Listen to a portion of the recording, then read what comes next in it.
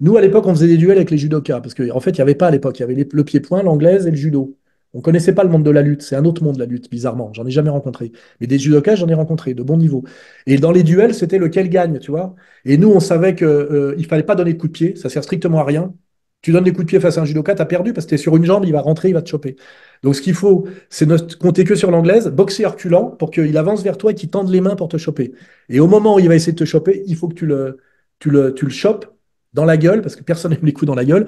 Il faut que tu l'éteignes de bras avant, bras arrière, en reculant, et après tu sors sur le côté. Et si tu l'as pas éteint, tu lui mets un énorme low kick pour lui baiser le plus possible sa jambe d'appui, tu vois. Mais dès qu'il a mis la main sur toi, t'es mort. Tu vois ce que je veux dire? Un judoka, je sais pas si tu vois la puissance des mains d'un Ah judoka. ouais, Les 5 mondes, moi, c'était des mecs, je te dis, ils étaient. Les judokas français sont très bons, tu vois. Et la puissance qu'ils ont dans les. Il te met la main dessus. C'est comme les bons Thaïlandais quand ils te clinchent, là, tu vois. Ils te tordent le cou, tu vois. Et les judokas, ils te mettent la main dessus, c'est fini, tu vois. Tu vois. Et tu sais exactement la fenêtre que tu as pour pouvoir gagner, tu vois. C'est le toucher au moment où il va vouloir te choper, en lui tendant un peu le piège et en boxant, en reculant, jamais en avançant. Tu n'as aucune chance. Il faut savoir déjà frapper en reculant. C'est déjà un truc que tout le monde ne sait pas le faire.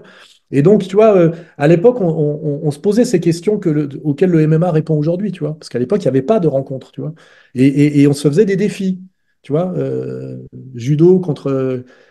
Et on savait que le seul qui pouvait battre le judoka, c'était en anglaise, il fallait le sécher. Le mec du pied-point, il perdait systématiquement s'il pensait que ça servait à quelque chose de donner des coups de pied. Parce qu'en anglais, ce qu'il faut comprendre, c'est que quand tu donnes des coups de poing, tu es, quand même t'es sur tes deux jambes et tu peux continuer à bouger très vite.